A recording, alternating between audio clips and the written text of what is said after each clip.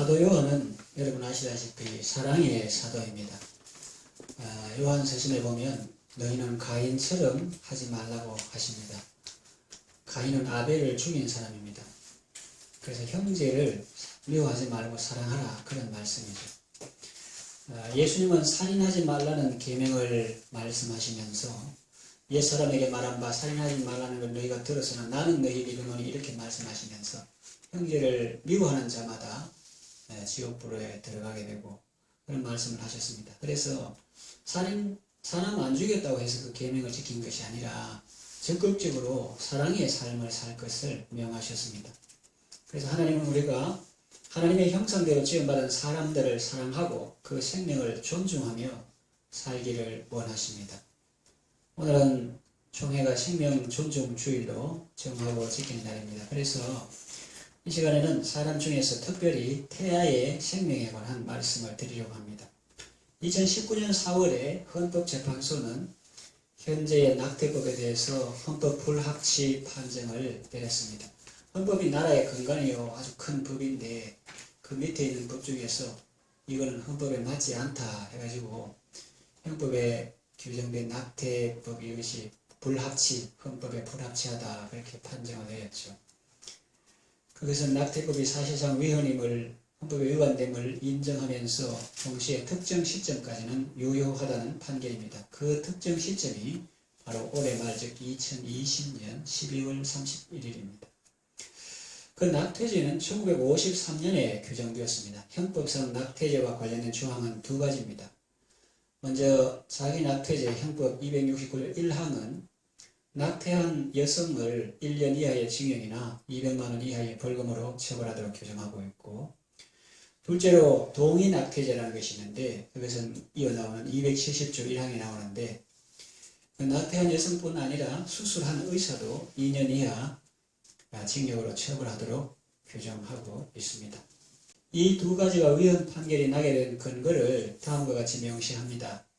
현재 낙태법이 태아의 생명에 지나치게 우위를 둔 법이어서 여성의 자기 결정권을 상당하게 손상시킨다는 이유입니다. 결국 태아의 생명보다 여성의 자기 결정권을 더 우위에 둔 결정입니다. 이것이 헌법의 정신에 맞는다고 본 것입니다.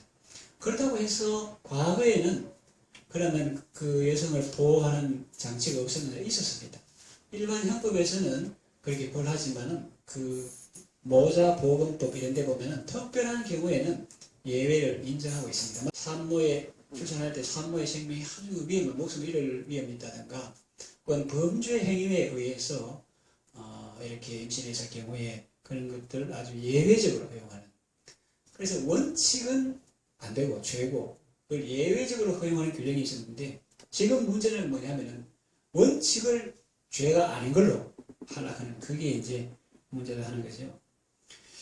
그래서 이 판결이 7대2로 결정이 되었습니다. 그게 위헌이다, 이렇게. 그리고 특정 시점까지는 현재 낙태법이 유효하지만 그 시점이 지나면 위헌이 되어서 그 법이 무효가 되죠. 그 시점이 올해 말입니다. 그렇기 때문에 정부는 여러 부처와 협의하여 낙태법을 개정하는 안을 마련해서 지난 10월 7일에 고시를 했습니다. 국회가 연말 안에 이 법을 처리하여야 합니다. 개정하는 법의 핵심 내용은 다음과 같습니다. 14주까지는 자율적인 낙태가 허용되고 24주까지는 24시간의 숙려기간을 거쳐서 조건부로 허용한다는 것입니다.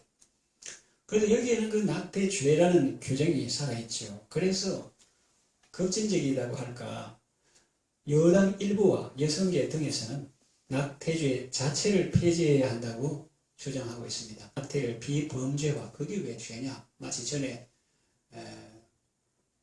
간통죄를 헌법 불합치해가지고 그거를 폐기한 것처럼 이런 것도 범죄하면 안 된다. 간통죄 그는 민법에서 보상하는 그런 건 거지, 국가에서 그거를 개인의 의사에 따라서 자유롭게 하는 거를, 그런 걸 국가에서 규정하는 거는 위헌이다. 그 우리 생각에는 아닌데 이제 그 사람들이 그래서 그 간통죄 형법에서 폐지되었죠. 민사간의 보상 문제는 하더라도 형법에서 국가에서 그걸 이렇게 규정하는 것이 아니다, 이래가지고 그것이 옳다 그렇다는 말은 게 아니라 그렇게 되어 있습니다. 폐지되고, 낙태죄 이것도 그걸 범죄라 이렇게 하면 안 된다. 이렇게 주장하고 있습니다. 그래서 여성의 자율의 결정에만 맡기도록, 그 산모만 결정하도록 그렇게 주장합니다. 반면에 기독교계에서는 생명은 난자와 정자가 수정된 순간부터임을 분명히 밝히고 있습니다. 모든 생명이 소중하지만 인간이 짐승과 다른 것은 하나님의 형상으로 지음받았기 때문입니다. 하나님의 형상대로 지음받은 모든 생명은 인간이 죽일 권리가 없습니다. 이런 현실에서 교회는 성경을 근거로 낙태에 대한 입장을 정리해야 합니다. 무조건 하라 하지 마라 이보다도 현 시대적인 이슈에 대해서 우리가 바른 성경적인 가치를 제시할 수 있어야 되겠죠. 그게 뭐냐는 거죠. 첫째는 성경은 태아를 생명으로 여깁니다. 현재 헌법 불합치 판정은 여성의 자기 결정권을 태아의 생명보다 우선시한 결정입니다. 그리고 태아의 생명을 여성의 장기의 일부로 보는 결정입니다. 이 속에 심장, 신장, 위장, 소장, 대장 이런 것처럼 이 여성의 장기의 일부로 보는 결정입니다. 태양의 생명을 보지 않고 여성의 장기의 일부로 보는 것은 로마법 전통이기도 합니다. 출생된 태아는 모태의 일부일 뿐 사람이 아니라고 생각했습니다. 실제로 오늘날 우리 법도 태아를 사람으로 규정하지 않습니다. 어머니의 태에서 나와서 살 수 있는 상태가 될 때 비로소 사람의 규정을 받게 됩니다. 이것은 의학에도 중요하고 법을 공부하는 사람에게도 중요해요. 왜냐하면 사람을 죽인 자는 사형에 처한다 이렇게 되어 있는데 그 사람을 언제부터 사람을 볼 것이냐. 그래서 우리는 보통 잘 모르는데 법학 공부하는 사람, 특별히 형법 공부하는 사람은 사람의 시기와 종기 이런 거 배웁니다. 1시간 넘게. 시기, 언제를 사람으로 시작을 보느냐, 언제 사람을 죽었다고 보느냐, 호흡 종기설, 맥박 종기설, 외사설 등 여러 가지 가지고 이제 그런 것이 있고 또 시기도 언제 보느냐 이렇게 하는데 그것이 왜냐하면은 그 살인죄에 그게 해당되려면은 사람을 죽인 자는 사형에 처한다. 법 조문은 간단하게 되어 있지만 언제부터 사람으로 보느냐 이거죠. 그래서 이제 어머니 태에서 나와서 살 수 있는 상태가 될 때 비로소 사람의 교정을 받게 됩니다. 태아에 대한 보호 규정이 따로 있기 때문에 그렇게 한 거죠. 그런데 여하간 이 사람의 시기를 우리 법에서는 태아를 규정한 태아는 태아고 사람은 이제 어머니 뱃속에서 나와서 살 수 있는 상태가 될 때 그때부터 사람의 시작으로 봅니다. 그러나 성경은 이런 법 전통과 확실히 대조됩니다. 시편 139편 13절에 15절 보면 주께서 내 내장을 지으시며 나의 모태에서 나를 만드셨나이다. 내가 주께 감사하오면 나를 지으시니 심히 기묘하심이라. 주께서 하시는 일이 기이함을 내 영혼이 잘 아나이다. 내가 은밀한 데서 지음을 받고 땅의 깊은 곳에서 기이하게 지음을 받을 때 나의 형체가 주의 앞에 숨기지 못하였나이다. 그럽니다. 야곱과 에서가 모태에서 다투었고 예수님이 모태의 과정을 온전히 지나시면서 사람이 되셨습니다. 그리고 세례 요한이 모태에서 기뻐하였습니다. 성경이 낙태에 관한 규정을 별도로 두지 않은 것은 당연히 태중에 있는 태아를 생명으로 이해하기 때문입니다. 그래서 성경은 살인하지 말라는 10계명의 6계명 속에 함께 낙태를 이해해 왔습니다. 여성의 자기 결정권과 남성의 책임 문제도 분명히 존중되어야 합니다. 그러나 태아가 생명일진데 무엇이 우선해야 하는지는 자명합니다. 과거에 우리 한국교회는 경제개발 우선 정책 아래서 인구 조절을 한다고 산하 제한 정책을 시행했습니다. 우리가 익히 아는 표, 전봇대에 붙은 표, 혹은 관공서 게시판에 붙은 표, 아직까지 기억이 있죠. 아들, 딸 구별 말고 둘 만나 자기라자 하다가 80년대 들었으면 잘 키운 딸 하나 18 안 부럽다. 그 다음에는 하나나 젊게 살고 좁은 땅 넓게 살자 등으로 하나로 축소합니다. 둘 만나 자기라자 하다가 나중에 하나로 축소합니다. 그러다가 83년 이후 출생률이 2.1명 이하로 떨어지기 시작합니다. 이때 교회들은 정부의 산하 제한 정책에 어떤 저항도 하지 않고 교인들은 순응하여 낙태도 하였습니다. 그리고 잘 살아보자는 일에 몰두했고 교회도 기복신앙과 함께 성장 중심으로 갔습니다.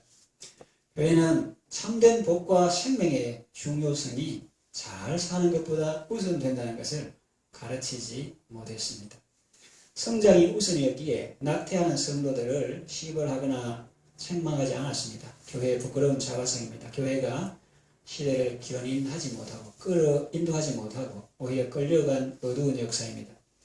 우리는 회개합니다. 오늘 총회가 태아 생명 존중 주의를 선포하고 지키는 것은 현재 낙태법 개정을 말하기에 앞서서 우리의 과거의 죄를 회개하고 정리하면서 하나님의 용서의 은혜를 구하기 위함입니다. 교회가 생명의 복을 가르치지 못하고 시대를 분별하지 못했던 어리석음을 회개합니다. 성도들의 가르침을 받지 못하고 무지하게 태아의 생명을 지웠던 지난 날들을 회개합니다. 부족한 인생들을 용서해 주시는 하나님의 은혜를 바라봅니다. 이제 우리는 태아가 하나님이 주신 생명임을 기억하고 그 생명을 존중하는 삶을 살아야 하겠습니다. 두 번째, 낙태법은 필요합니다. 우리는 낙태가 불법인 사회가 더 건강한 사회라고 믿습니다. 그러나 세상은 아예 낙태법 자체가 없는 세상을 원하고 있습니다. 즉 낙태와 죄를 연결하지 말자고 주장하고 있습니다. 이런 가운데 교회는 성경을 통해서 낙태법이 필요함을 이해해야 합니다. 이걸 이해하기 위해서 그 이혼 규정을 잠시 살펴볼 필요가 있는데 마태복음 19장 1절에서 9절은 이혼에 대한 말씀입니다. 바리새인들이 예수님께 나와서 시험하면서 이혼할 수 있는 사유가 어떤 것이 있는지를 묻습니다. 그때 예수님은 정답을 말씀하십니다. 하나님이 남자와 여자로 창조하시고 두 사람이 한 몸이 됩니다. 결혼은 한 몸이 되는 것입니다. 그러면서 이혼에 대한 대원칙을 선언하십니다. 이제 둘이 아니요 한 몸이니 그러므로 하나님이 짝지어 주신 것을 사람이 나누지 못할지니라. 성경은 이혼은 불가하다는 것이 대원칙입니다. 이런 선언을 하시자 바리새인들이 모세율법에는 그러면 뭡니까? 모세율법에는 이혼하려면 정서를 써주어서 이혼을 하라고 했는데 이 규정은 뭡니까? 그렇게 따졌죠, 예수님한테. 그래서 자기들의 생각은 예수님의 이해는 모세의 가르침과 충돌된다는 것입니다. 이때 예수님은 말씀하셨습니다. 너희 마음의 완악함 때문에 하나님께서 허락한 것이지 본래는 허락되지 않는다고 말씀하십니다. 인간의 악함을 반영한 현실적인 선택이라는 것입니다. 음행한 이유 외에는 아내의 버림이 허락되지 않는다고 합니다. 즉 한 몸됨을 깨는 일을 하는 경우를 말합니다. 그런데 이혼 정서를 주어서 이혼하라는 모세의 법 규정은 원래 이혼이 잘못된 것임을 반영하고 있습니다. 그래서 무슨 말이냐면은 법 규정은 최저점을 규정하는 마지노선이죠. 예를 들어 보복법을 봅시다. 보복법. 눈에 이행기인데 옛날에부터 고대 그 함무라비 법전에도 나온다 하는 그 말이죠. 그럼 어떻게 들으면 눈에는 눈, 이에는 이 하니까 야 잔인하다. 그거 했다고 니도 그러냐? 이렇게 생각할 수 있는데 그러나 이 법은 눈에는 눈만, 이에는 이만 보복해야지 더 과도하게 눈을 뭐 상하게 했거나 뺐다고 그 사람을 죽이거나 더 심하게 보복해서는 안 된다. 그런 규정입니다. 이런 규정은 사실은 보복하지 말고 용서하라는 메시지를 담고 있습니다. 그래서 보복법을 예수님의 용서의 법이나 이웃사랑의 법으로 산상수훈해서 적용하시는 것입니다. 그래서 이혼 정석은 하도 비인격적으로 이렇게 버려지니까 본래는 하나님 짝지 주신 사람이 나오지 못하는 그게 대원칙인데 근데 사람이 완악하니까 하나님께서 그렇게 하려면은 그런 장치라도 만들고 이혼 정석이라도 정석하는 거는 죄가 아니라 하면 그런 거 할 필요 없겠죠. 그런데 정석을 써주라 이거는 본래는 그것이 자연스러운 것이 아니고 하고진 게 아니다. 하나님이 짝지어진 것을 사람이 나누지 못하지 그게 원칙이다. 그렇기 때문에 정서를 써주라 장애물을 두어서 이혼을 막으려는 뜻이 있고 또한 현실적으로 합법적인 이혼을 허용하기도 하고 그래서 그 여성이 보호받도록 또 그렇게 하신 규정이 이렇게 볼 수가 있습니다. 그래서 이것을 낙태에 우리가 적용해 볼 수가 있습니다. 낙태가 이미 만연한 현실입니다. 그런 형법 규정이 있어도 사람들이 알게 모르게 이렇게 수술하는 경우가 많은데 또 그런 부득이한 경우 아니라도 요새는 너무 쉽게 신문이나 이렇게 보면 아무데나 아이를 버려가지고 쓰레기통에서 발견되고 하는 이런 것도 우리가 볼 수가 있습니다. 여기서 만연하기 때문에 낙태를 법으로 규정하지 않으면 낙태는 전혀 죄인지를 알지 못합니다. 성경의 기준은 낙태는 살인입니다. 그러한 기준을 최저선으로 규정한 것이 낙태법. 개정될 낙태법이 기독교의 가치를 만족시켜 주지는 못할 것입니다. 물론 14주에서 더 내려가도록 프로라이프 그룹 등이 최선의 노력을 다하고 있고 우리 고신교회도 성명서를 발표했습니다만 태아의 한 생명이라도 귀하게 여기는 개정이 되어야 한다는 것이 원칙적인 바람입니다. 그러나 여러분, 세상의 법 개정은 현실을 반영할 것입니다.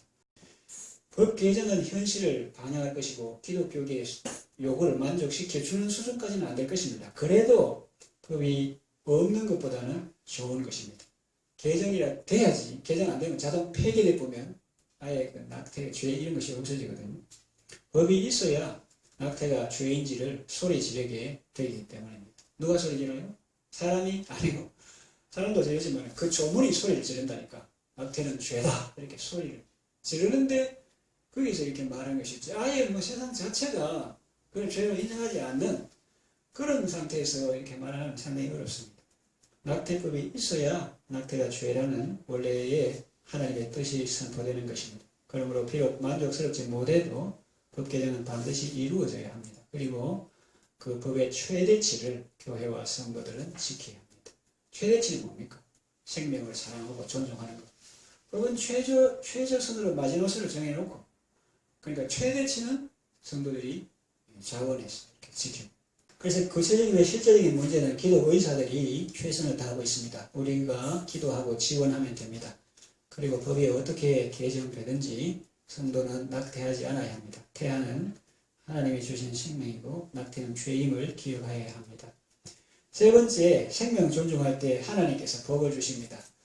출애굽기에 보면 애굽왕 바로가 이스라엘 자손 남자아이가 나거든 죽이라고 히브리 산파에게 명합니다. 그러나 산파는 하나님을 경외하였으므로 바로의 명을 거역하고 남자아이들을 살렸습니다. 하나님께서 그 산파들에게 복을 주셨습니다. 제 여동생은 저보다 나이가 3살 어린데 아이를 4을 두었습니다. 큰딸 둘은 결혼했고 지금은 아들 하나와 군대 갔다 온 아들 하나와 막내딸과 함께 살고 있습니다. 나이 터울이 막내딸은 많은데 그 막내딸을 낳을 즈음에 동생은 여러 가지로 어려웠습니다. 그러나 주위의 권유와 반대에도 불구하고 하나님께서 주신 가정에 주신 생명을 감사히 받기로 했습니다. 출산하고 그 이름을 하나님의 백성이라는 의미로 하민이라 지었습니다. 지금은 아름답게 잘 성장했습니다.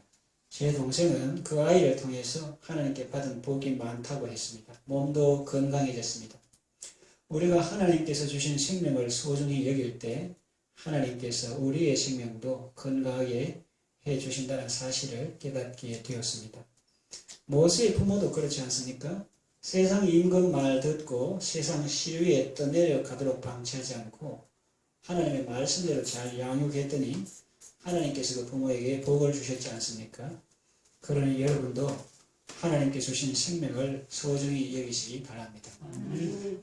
이제 말씀을 정리해 마치겠습니다. 사무엘상 2장 30절에 나를 존중히 여기는 자를 내가 존중히 여기고 나를 멸시하는 자를 내가 경멸하리라 하는 그런 말씀이 있습니다. 그래서 나의 생명이든지 다른 사람의 생명이든지 태아의 생명이든지 그 생명을 소중히 여기고 존중함으로 여러분도 하나님께 존중받는 삶을 살아가시기를 바랍니다. 하나님께서 우리에게 주신 생명을 존중하는 아름답고 건강하고 복된 삶을 살아가시기를 바랍니다. 하나님, 먼저 우리가 회개합니다. 하나님만이 생명의 창조주요 주관자임을 믿습니다. 우리가 태아를 살릴 수도 죽게 할 수도 있다는 무지와 교만을 회개합니다. 하나님께서는 생육하고 번성하여 땅에 충만하라는 명령을 주셨는데도 우리의 유익과 편리에 따라 태아가 태어나기도 전에 낙태시킨 것을 회개합니다. 하나님께서는 살인하지 말라고 명령하셨는데도 내 마음대로 태아를 살인한 죄를 뉘우치며 회개합니다. 생명의 결정권은 하나님께 있음에도 마치 사람, 여성과 남성에게 최종적인 결정권이 있다고 착각함을 회개합니다. 낙태가 비성경적인 것이요 살인하는 행위임을 가르치지 못한 교회의 죄를 회개합니다. 낙태한 자를 바로 지도하지 못한 것과 이들을 사랑으로 품지 못한 것을 회개합니다. 태아도 하나님의 형상대로 창조된 피조물이기에 태아의 생명도 존중되며 보호받아야 할 중요한 인격체임을 인정합니다. 우리의 허물과 죄를 예수님의 보혈로 씻어주시고 이제부터 생명을 사랑하고 존중하는 삶을 살게 하소서. 예수님의 이름으로 기도합니다. 아멘.